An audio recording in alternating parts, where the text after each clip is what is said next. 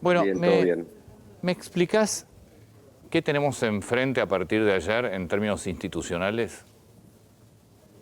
En términos institucionales tenemos una situación muy grave, donde el Poder Ejecutivo Nacional desconoce e incumple un fallo de la Corte Suprema, órgano máximo de la República. Tenemos que acordarnos que el artículo 1 de la Constitución te habla de dos cosas que están en el fallo y que se relacionan con lo de ayer. El artículo 1 te dice que somos un Estado federal, como estamos discutiendo el federalismo, y en la segunda parte que tenemos una forma de gobierno representativa republicana. Es una cuestión muy grave porque no se agota solo ayer en el Poder Ejecutivo Nacional desconociendo el fallo de la Corte. Si ponemos para atrás y miramos, el Senado de la Nación también desconoció el fallo de la Corte Luis Juez. El Senado de la Nación rechazó mediante un proyecto con 37 votos a favor y repudió el fallo de la Corte Suprema. La presidenta de la Cámara de Diputados de la Nación también desoyó el fallo de la Corte Suprema cuando revoca el nombramiento de los 4 miembros del estamento de diputados al Consejo de la Magistratura. Entonces me parece que va en una escalada increciendo que es peligroso para la República.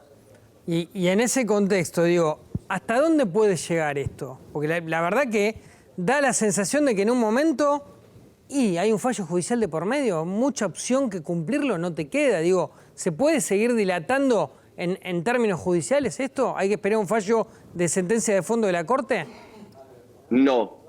Mirá, yo ayer los veía a ustedes que estaban con el jefe de gobierno de la ciudad y Antonio le preguntaba en un momento, perdón Antonio que te cito nuevamente, pero estuvo buena la pregunta, que le decía cómo se veía, se impactaba el giro de los fondos al jefe de gobierno y él te dijo a la noche, es decir, obviamente que no vamos a pedir que nos muestre el ticket de depósito, pero yo creo que si el gobierno hoy incumple, yo creo que hoy hay asueto en el Poder Judicial, pero yo creo que el lunes el gobierno de la Ciudad de Buenos Aires, los abogados del gobierno de la Ciudad de Buenos Aires tienen la posibilidad de presentarse ante el mismo tribunal, solicitar embargo y ejecución de sentencia. ¿Por qué? Claro. Porque la sentencia de la Corte Suprema está firme.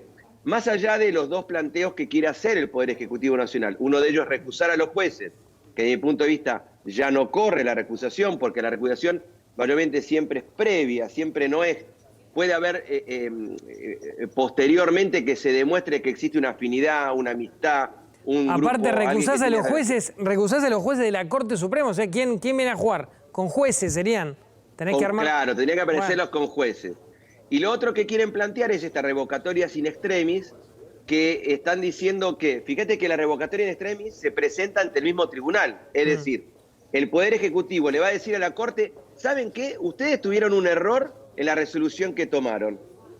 Entonces, parece ilógico que la Corte vaya a decir, ¿sabe qué? Tuvimos un error en esta medida cautelar. Porque, si me permitís, Antonio, esto es lo que la gente tiene que entender, y si me permitís lo voy a comparar con el fútbol, ya que estuvimos en modo mundial, para que la gente entienda. Esto es una medida cautelar.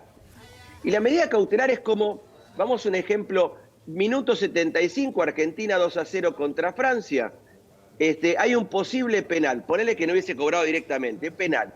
Entonces, por cucaracha le dicen al árbitro, seguramente del VAR, anda a ver el televisor. ¿Qué hace el árbitro? Para el partido y va a ver el televisor. La medida cautelar funciona como el VAR. Una vez que cuando la Corte resuelva la cuestión de fondo, se terminó el partido. Pero la medida cautelar lo único que hace es, bueno, sí, tiene razón, penal, 2-1. Sí, no fue penal. Entonces, esta es la medida cautelar. Es una medida precautoria, que vos parás la pelota, parás el partido para ver cómo terminás resolviendo la cuestión de fondo, que nada más y nada menos es o cobrás penal o no cobrás penal, que esto es lo que tenía y después se termina el partido. Creo que esto es lo que uno tiene que tener en cuenta, porque lo que se está discutiendo acá, son varias cuestiones que la Corte lo remarca. Por eso me llamó la atención cuando se dicen desde varios sectores que la Corte no entiende el federalismo, la Corte no entiende cómo funciona el sistema. Es decir, la Corte lo que está resolviendo acá es nada más y nada menos que el funcionamiento de la Constitución, que es la propia política, que desde el año 94 incumple con la Constitución. Porque la Constitución Nacional te dice, y la disposición transitoria sexta, te dice claramente que a los 2 años, es decir, el año 96, El Congreso de la Nación y los gobernadores de provincia, de acuerdo a este federalismo de concertación, debían llevar adelante una ley de coparticipación. Fíjense que estamos en el 2022 y es el día de hoy que todavía seguimos discutiendo la ley del año 1988, donde la ciudad autónoma de Buenos Aires no existía como ciudad autónoma. Era la municipalidad de la ciudad de Buenos Aires, claro, que dependía nada más y nada menos que del Poder Ejecutivo Nacional. Yo sigo con la pregunta más básica. No lo cumplen, ¿qué haces? Porque no puedes ir con una pistola en la cabeza al presidente y decirle, no, o a quien, no sé, a la FIP, decir, empiecen a gotear la coparticipación. ¿Qué haces? Por no eso, lo cumplo. No, por eso bueno, a ver, por eso te dije, es decir, yo creo que el gobierno de la Ciudad de Buenos Aires tiene todas las herramientas procesales como para poder presentarse y pedir el embargo. Pero ¿cuáles son las herramientas si es una cautelar de la Corte que te dice hasta tanto, no me expida en el fondo de la cuestión, que se empieza a derivar la coparticipación como estaba antes, 2.9? ¿Qué más herramientas tenés? Fue la Corte, ya está. El gobierno no lo hace. Lo que te queda, Antonio, que acá aparece el Banco Nación, es el embargo y ejecución de sentencia. Está bien. Yo, Banco Nación, como depende del gobierno nacional, que dijo no voy a acatar, Banco Nación, te digo no te transfiero por orden del presidente. ¿Qué hacemos? Todo aquel que no lo haga tiene consecuencias penales. Es decir, mirá, Antonio, pará. Te voy a dar un ejemplo práctico de mi vida. Sí, lo que pasa es que cuando un presidente no acata un fallo del organismo, de la Corte Suprema, es decir, la instancia más alta de otro poder de gobierno, de ahí para abajo, ya no hay más nada. A ver, lo hemos hablado un montón de veces. Ya no hay más nada. Y coincido totalmente. Yo recién con un colega tuyo le decía, a ver, ¿qué le queda ahora al juez de falta de Loma de Zamora que le manda una multa a Diego porque ya no hay más nada? Por eso. No te la pago más, ¿qué me importa? Exactamente. Que el juez de falta. Ahora, esto lo que produce es un grave deterioro en el tejido institucional. Ahora, desde el punto de vista procesal lo van a tener que hacer. Y todo tiene consecuencias penales, Antonio. Yo sé que me podés decir, bueno, pero una consecuencia penal, porque la política, que varios diputados y senadores están planteando el juicio político, todos sabemos que no hay número y va a quedar ahí un proyecto más pidiendo el juicio político al presidente.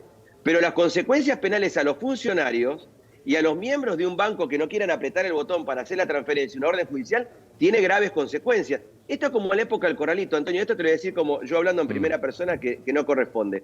Yo me acuerdo cuando iba con los oficios judiciales que estaba nombrado oficial de justicia ad hoc, iba con un papelito que un juez, me acuerdo de Silva Garretón, el juzgado federal número 6, iba a un banco y decía, hola, ¿qué tal? ¿Y usted, señora, qué viene? Vengo a retirar los fondos de mi cliente. Y venía con la policía.